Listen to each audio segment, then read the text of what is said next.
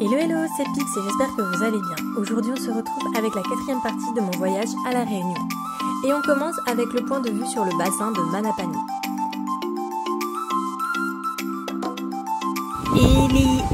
Il y a beaucoup de vent, mais le sable il est tout noir et c'est trop beau.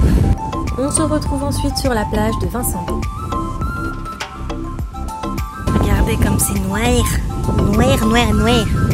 C'est trop beau. Ça ne se voit pas trop sur la vidéo à certains moments, mais le sable était vraiment d'une couleur noire et belle, ce qui contrastait fortement avec la végétation verte tout autour.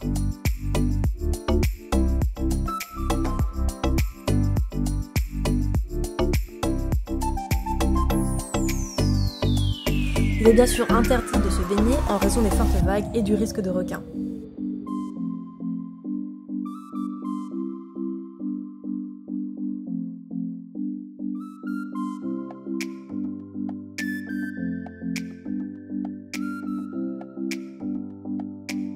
Nous sommes ensuite allés au Cap Méchant, qui porte son nom en raison de la forte houle qui frappe constamment la falaise. Il est très connu notamment pour son panorama.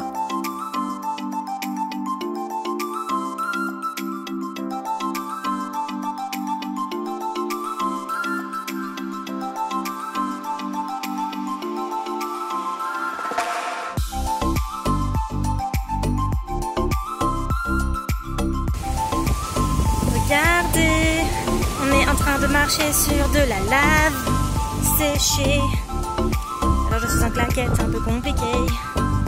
Mais tout ça, en gros, c'est de la lave séchée. Les arbres, ils sont trop marrants ici. Ils ont 10 000 petites racines. C'est trop rigolo.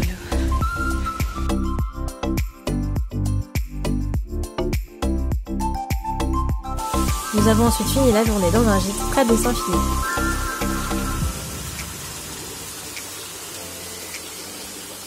Nous arrivons enfin au jour le plus filmé et aussi le plus attendu peut-être. Nous nous sommes levés aux aurores car notre direction n'était autre que le volcan.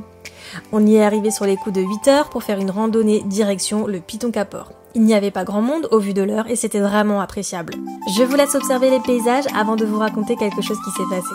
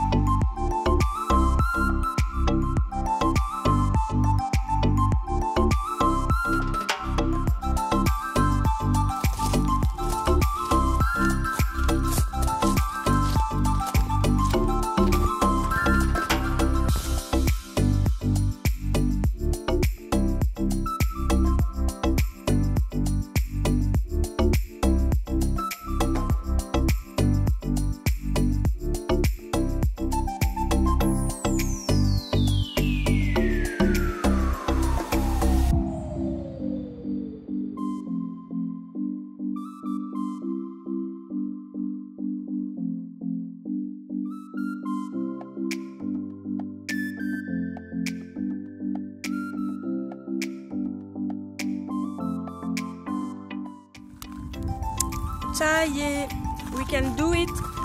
On a fait la petite rando. Et ben, sur l'écran ça rend pas très bien, mais il y a un petit peu de brume. Bon, du coup, on est trempé. Mais il pleut pas trop quoi. C'est juste des petites gouttes comme ça. Et c'est trop beau, mais c'est pas le plus beau parce que vous voyez rien. Après l'effort, le réconfort, on se subtend pour faire la redescente après. Bon alors, comme je vous ai dit tout à l'heure, on est arrivé au point de vue de Piton Kapor. Kapor, pardon, pas Kapor. Piton Kapor. Je la refais. Bon alors voilà, comme je vous disais tout à l'heure, on est arrivé au point de vue sur Piton Kapor. Bon, on voit pas grand chose parce qu'il y a beaucoup de bruit. Enfin de bruit. De brouillard. Et du coup, donc nous on savait qu'on voulait faire cette rando là pour commencer ça. Et en fait on a été suivis par un couple de gars, enfin de gens quoi, un gars et une fille, on s'en fout. Et la nana en fait elle disait, putain il s'était arrêté de pleuvoir et là il se remet à pleuvoir, bref. La fille elle disait que Elle était derrière nous, elle arrêtait pas de parler, mais bon, c'est pas grave. Et elle disait que, oh là là, on en a pour 5 heures. Et je me suis dit, bah non. Enfin, dans ma tête, moi, je me suis dit, bah non, notre rando, elle fait... Enfin, on a pris le sentier pour le point Capor. Et c'est 3 heures aller-retour. Donc 1h30 aller, 1h30 retour. Et bref, du coup, à un moment donné, ils nous ont dépassés. Après, on les a redépassés. Et donc, on est arrivé au point Capor. Ils sont arrivés, genre, 5 minutes après nous. Et genre, ils sont là. Et puis, il n'y a plus de balisage parce que le point Capor, en fait, c'est un aller-retour. Donc, on est sur le spot. Après, tu fais demi-tour. Et du coup, ils étaient là, genre, mais c'est par où le piton de la fournaise et tout? Et en fait, ils se sont plantés de chemin complètement parce que c'est pas du tout le même départ. Et en fait, ce qu'ils ont fait, c'est qu'ils sont partis par derrière, là. Je sais pas si on voit.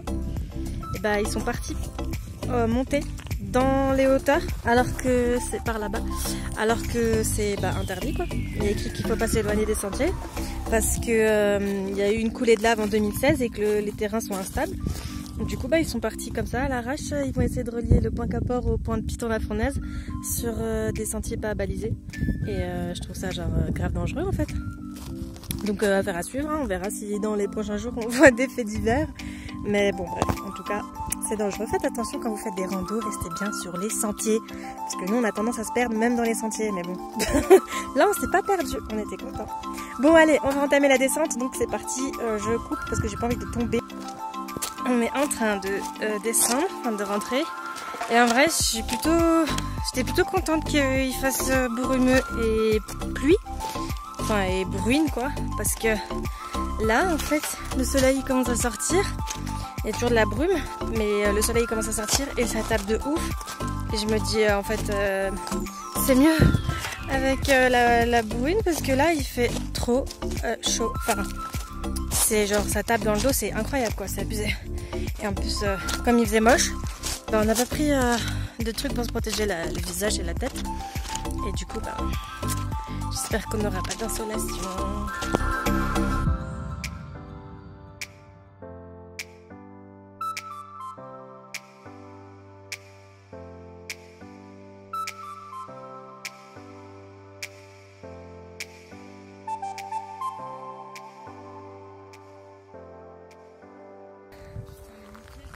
C'est joli quoi. Waouh! Et le balcon il est là-bas?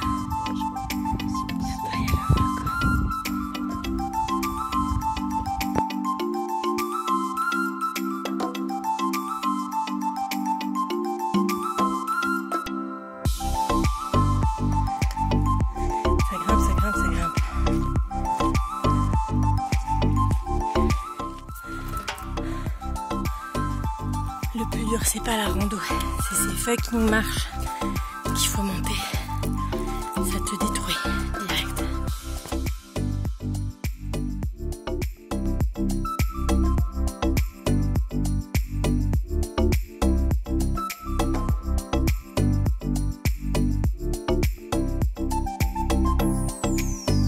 Et c'est la fin de cette vidéo, j'espère que cette troisième partie vous aura plu. On a hâte de retourner au volcan pour faire cette fois-ci la rando jusqu'au piton de la fournaise. J'espère vraiment que cette vidéo vous aura plu et je vous dis à très bientôt pour le prochain épisode parce qu'il y en a encore. Allez, bye!